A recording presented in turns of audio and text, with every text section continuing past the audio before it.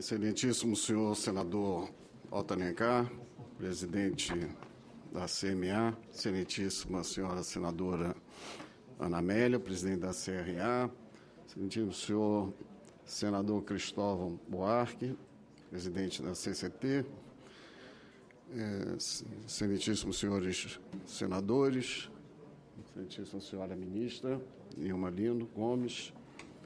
excelentíssimo senhor secretário executivo do Conselho do Ministério do Meio Ambiente, demais representantes da mesa, senhoras e senhores representantes de demais ministérios, órgãos, institutos de pesquisa, representantes de organizações da sociedade civil. Com muita satisfação, fomos convidados para colocar a nossa visão sobre o marco legal da biodiversidade, e eu vou me ater àqueles tópicos que nos são mais caros para a defesa nacional. A Política Nacional de Defesa identifica que a questão ambiental permanece uma das preocupações da humanidade e que países detentores de grande biodiversidade, enormes reservas de recursos naturais, imensas áreas para serem incorporadas ao sistema produtivo, como é o caso brasileiro, podem tornar-se objeto de interesse internacional nem sempre claros. Na ótica da defesa nacional, o acesso ao patrimônio genético, a proteção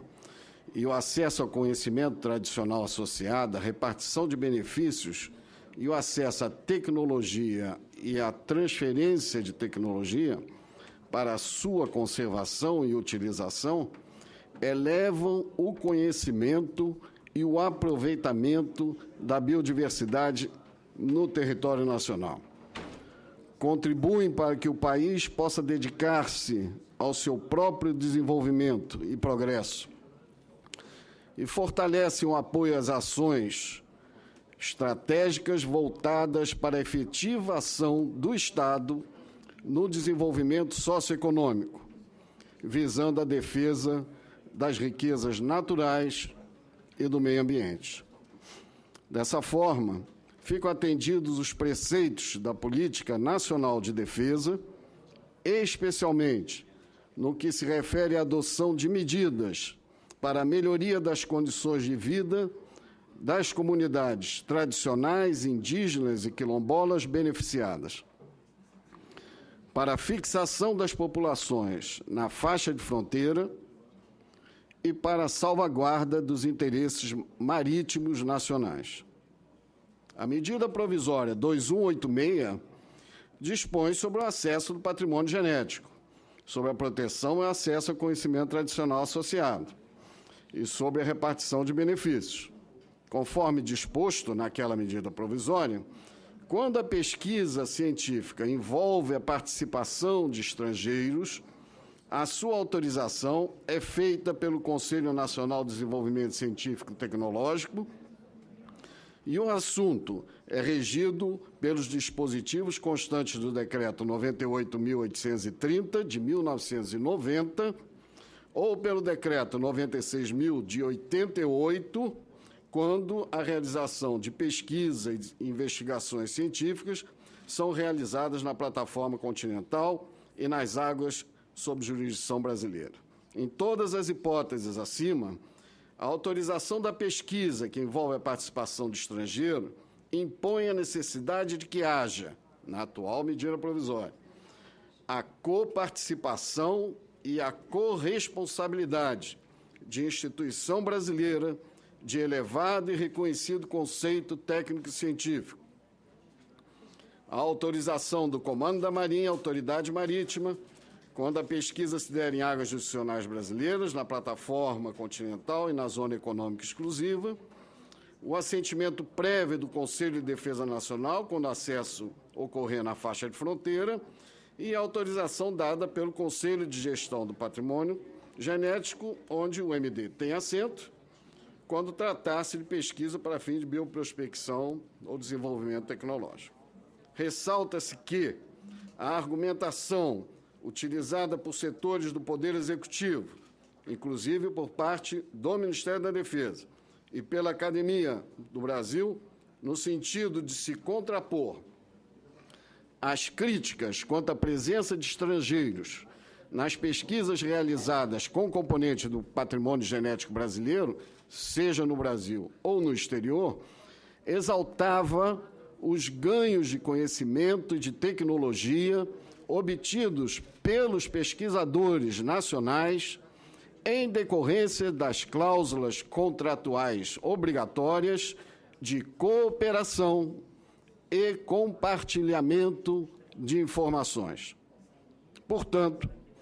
consideram-se adequadas as medidas dispostas na legislação atual quanto às cautelas necessárias para o combate à biopirataria, diante da presença de estrangeiros nas pesquisas realizadas em território nacional, observados os ganhos obtidos pelos nacionais quando da presença de pesquisadores estrangeiros associados a instituições públicas nacionais. Após 6 anos de negociação, o Protocolo de Nagoya, adotado em 2010, promove e fortalece o terceiro princípio da da Convenção sobre a Diversidade Biológica, sobre acesso a recursos genéticos e repartição justa e equitativa de benefícios advindos da utilização daqueles recursos. Ao procurar estabelecer uma base para maior segurança e transparência legal, tanto para os fornecedores quanto para os usuários de recursos genéticos, o protocolo traz inovações significativas, que inclui o apoio ao cumprimento da legislação nacional. Tendo entrado em vigor em 2012, o Protocolo de Nagoya ainda não foi ratificado pelos países com significativo avanço tecnológico e expressiva produção agrícola. O Congresso Nacional ainda não concluiu sua apreciação sobre aquele novo regime internacional de caráter vinculante. O projeto de lei 7735/2015, de autoria do Poder Executivo e seu substitutivo, vão ao encontro do que prevê o Protocolo de Nagoya, ao consolidar as propostas dos Ministérios do Meio Ambiente, Ciência, Tecnologia e Inovação, Desenvolvimento, Indústria e Comércio, e incorporar algumas sugestões de largo espectro do setor agrícola brasileiro,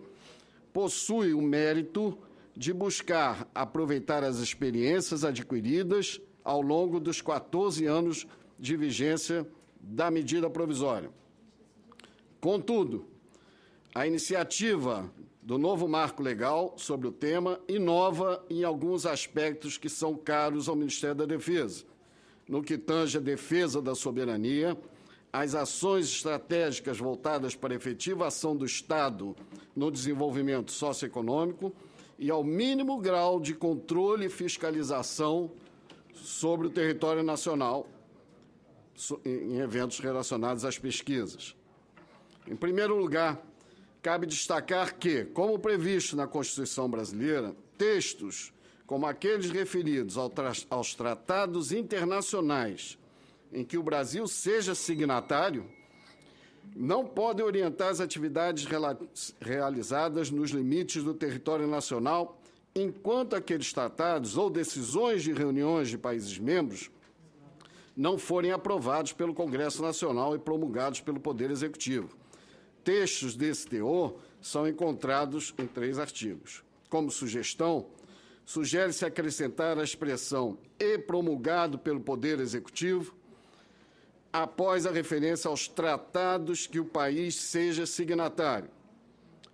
Ademais, o caput do artigo 45 deverá prever as atividades realizadas sobre patrimônio genético deverão ser efetuadas em conformidade com esta lei e não com as condições definidas nos acordos internacionais, dos quais o país é signatário. Da mesma forma, no 47, sugere suprimir a expressão previstas em acordos internacionais. O segundo aspecto de interesse da defesa refere-se às ações estratégicas voltadas para a efetiva ação do Estado no desenvolvimento. Nesse contexto, ao prever que atividades de pesquisa e desenvolvimento tecnológico podem ser realizadas por pessoas jurídicas sediadas no exterior, não associadas à instituição nacional, como no artigo 13, a proposta cria a oportunidade de que empresas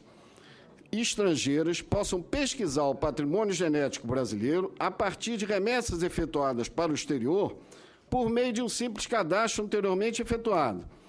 não proporcionando qualquer avanço que contribua para a melhoria da capacitação de nossos pesquisadores ou para qualquer possibilidade de transferência de tecnologia, um dos conceitos, dos preceitos básicos da Convenção sobre a Diversidade Biológica. Recentemente, o MD manifestou ao Conselho de Defesa Nacional favoravelmente a realização de importante pesquisa para combate à praga da agricultura e uma ação conjunta da Embrapa Florestas com o Museu Nacional de Basel, na Suíça, quando o prestigiado museu estrangeiro custeará as passagens, hospedagem e alimentações do pesquisador brasileiro para a Suíça, nas 3 etapas de pesquisa até o final de 2016. E é este modelo que nós achamos importante que seja seguido e obrigatório em lei. Por fim, quanto à necessidade de realizar um grau mínimo de controle e fiscalização sobre o território nacional, que envolve consultas a vários órgãos de Estado que não fazem parte do Conselho de Gestão do Patrimônio Genético, sugere-se suprimir a expressão a critério da União, para que seja obtida a anuência prévia do Conselho de Defesa Nacional e da Autoridade Marítima, como previsto no caput do artigo 13. Haja vista tratar-se de instituições que têm suas responsabilidades nacionais, respectivamente sobre a faixa de fronteira e sobre as águas jurisdicionais brasileiras, e que não podem ter o exercício de suas atribuições constitucionais e legais condicionadas unicamente a pareceres exarados no âmbito de um ministério ou de conselhos de gestão ou de convenção ou de convenções internacionais, quaisquer que sejam. Muito obrigado.